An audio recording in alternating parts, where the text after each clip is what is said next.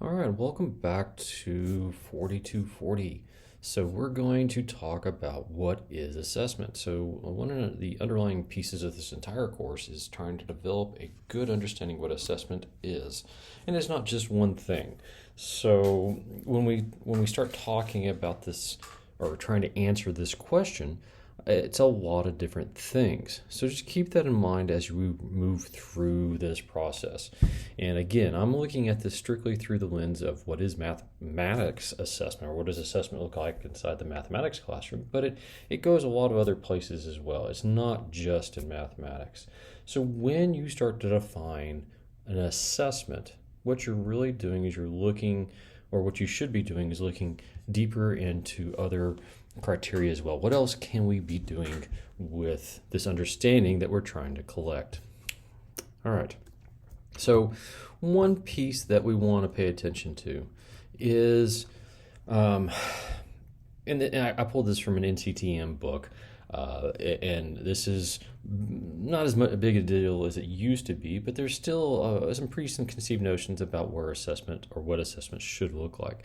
And one of the biggest pieces, again from a mathematical perspective, is assessing the student's mathematical abilities in overall, as opposed to particular tasks or skills. Also, being able to compare student to a standard as opposed to student. I don't know if you were like this in school, but I was. I remember being compared to those sitting around me, and I always found it very frustrating that I was being compared to the other students in the space when I mean, I should be compared against something else. What do I need to be doing as opposed to did I do as well as everybody else? Here's a curve, but because one person did get 95% and the rest of the class did 75%, well, the rest of that class did poorly. Or if everybody did poorly on the test and the high grade was a 50%, what does that really mean? What years ago that meant very different things as what it means now in a normal or a standard classroom, or what it should mean in a normal classroom. And the idea here that we're really getting after here is that the assessment process is there for two people, really. It's there for the instructor and it's there for the student. And it's a collaborative process, it's an active process that exists between those, an interaction between those two groups that allows for the improvement of understanding for the student. Okay? Now, there are lots of reasons why we do assessment. And this is, again, one of those things that you want to pay attention to is we don't just assess to assess. We need to assess for a particular reason. One of the biggest ones and the most important ones is to understand a student's understanding. What does the student know and how did they know it? How did they come by that knowledge? If they came into your classroom with that knowledge, and, oh, look what I taught them. Did you teach them anything, or did they just already know that coming in? And those are very different things. The next piece is to inform your instruction, right? So if they don't get a particular topic, and again, going back to this mathematics idea, is like if they don't understand how to combine like terms, getting them to a place where they can factor properly is very difficult. So it's to inform my instruction. What do I need to do next? I want to be teaching factoring soon, but they still don't get combining like terms. So I need to go back and revisit how do I help them understand combining like terms better. Next thing is the quality of your instruction. Now, this is one that is frustrating on many levels, but people will give standardized exams to determine the quality of instruction that occurred in a classroom. Now, this is, by and large, in my opinion, and of course this is the educational gospel according to Dr. Kuhn, a bad idea. Determining the quality of instruction for an educator or for a group, fundamentally by assessing them on a single standardized exam. Multiple exams, okay, there are some things that we can do in terms of assessment. When we're just simply looking at a single standardized exam, I really do suggest a lot of caution, because that can be very misled in a lot of different ways. Namely, and I'll use a little anecdotal information here, and I'll use myself as an example. I taught at a school for over a decade, and during that time period, I taught everything from Algebra 1 through Calculus. And my test scores on any of those, the AP exam, the state exams for Algebra 1 or Pre-Calculus or Algebra 2 or Geometry, all those exams, those standardized exams, my scores were never the best in the district. I never had really good scores. I was never bad. I was kind of just above run-of-the-mill, above average, in those areas. Never really got accolades, and actually a few times I had administrators actually say, based on your test scores, you're doing a bad job. Now, I can remember that happening more than once.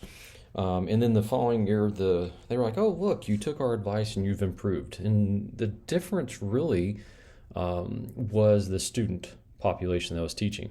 I'm not saying the students were bad students, and what I'm saying is the preparation that they came in with, the attitudes, the other things that were going on in their own lives. Getting them to learn math may have been a difficult thing all by itself. Just getting them in the classroom sometimes was a win, and getting them believing in themselves was my primary issue sometimes. And I'm going to compare that, and the reason why I can really make this comparison is I made a switch to another high school after a while, and I was at that other high school for about 3 or 4 years. And when I switched from high school A to high school B, I went from being just above average teacher to being an amazing teacher, and I have the emails to prove it. I didn't do anything different in my practice, but all of a sudden my students were scoring the best in the district. I was reporting the best scores, and for the first time it was a regular event for my students to do well on the AP exam. The only thing that changed was the demographic I was teaching, and the primary difference between those two demographics were the affluency of my students' parents. So when we start talking about determining quality of instruction, the way that is assessed, we need to be very careful about that. And I want you to pay particular attention to that as you go through your career as an educator, and paying and noticing that just because these standardized scores are really good or really bad, what did my students really learn?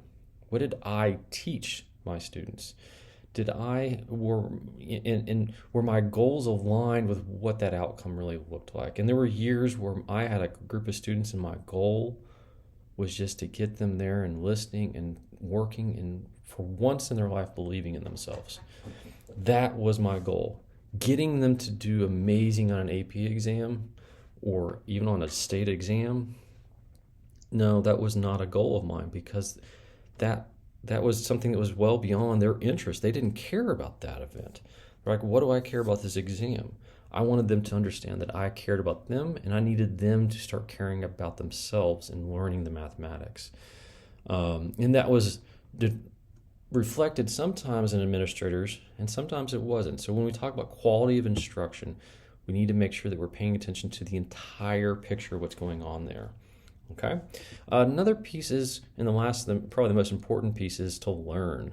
We want to assess to learn. And that can look like a lot of things. Now, some of you are thinking, well, yeah, we've already talked about to inform instruction. Nope.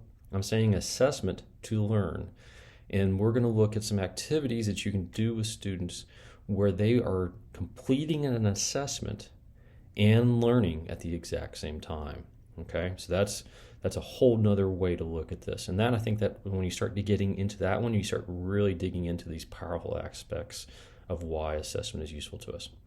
All right, so here's a full list. And what I did is I took a list that was in an NCTM book, and I kind of generalized the statements and took a little bit of the math out and generalized them so they apply to overall to all of them. Now you can pause the video and look at these in particular and decide, what can I do with these things? How can I integrate them into my classrooms? I encourage you to, if you are a math teacher, to get a book. It's called Mathematics Assessment, a Practical Handbook by NCTM. They have them for different grade levels, and there's some companion books that go along with them. If you are in English or social studies, I'm sure that if you go and dig in on your professional organizations, you will find similar books for your field. So please go find those, and I bet you find similar lists to this as well. All right. Now, grades. Grades are a big thing. People think assessment, they think grades. And move back from that just for a second, because I want to talk a little bit about what this, and this is again anecdotal information from 20 years of being a high school classroom teacher. Students with good grades, normally fall into two categories. They're good students or they are concerned with good grades, right? Students with good grades, they are often, or student if they have a desire for good grades, and that should be maybe what I should have titled that. They are driven by a desire for scores. Okay, they want clear processes and expectations that grades are the outcome and every course stands alone. These 4 bullet points over there on the left are fundamentally a big issue in creating a classroom where learning takes place.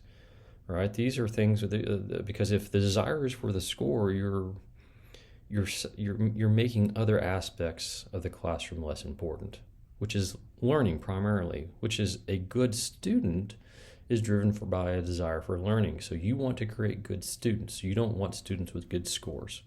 And that seems really counterintuitive to a lot of people. And I've said that to other educators, and they're like, no, what are you talking about? We want students with good scores. It's like, no, I want students who have a desire for learning. So everything I do in my classroom, including my assessments, is designed around increasing their desire for learning, right? They want to be challenged. My good students want to be challenged and supported rather than have a clear process. It is more important for them to be challenged than to have a clear process of what needs to be done on an activity, project, or an assignment. The grades are the result as opposed to the outcome. Okay, when you have good students, they have good grades as a result of what they do, and that is not the primary outcome. And then the courses are connected. Primarily and most importantly, the courses are connected. Good students will be able to see those things. So if you want to build good courses or build good students, you need to connect your courses. And what I mean that is not just across the English spectrum, across the math spectrum, across the science spectrum, but I'm talking between those different worlds. Designing activities, assessments, projects that have students connect English, math, science, history, art, those different areas. Okay, yes, cross-curricular. And they don't have to necessarily do all at one time. And I'm going to look in this course, I'm going to post some videos about how you can kind of push that out there and build that up a little bit. Okay, so going back, what is an assessment? An assessment is a defined, I'll stop short of answering all these ideas, but one of the things you need to think about is when you start defining assessment for yourself, you need to look at examples of things, explain how those assessments are useful, the limitations of the assessment. Okay, so when you define an assessment, and there's a bunch of different ones, look at all those different pieces, find an example of it. How is it useful, and what are the limitations of it? And when you start collecting all those different pieces, you'll start to notice different themes or a kind of running theme through all of them, and that's going to allow you to be able to build a really good, solid definition of assessment. Thank you for your time. Take care.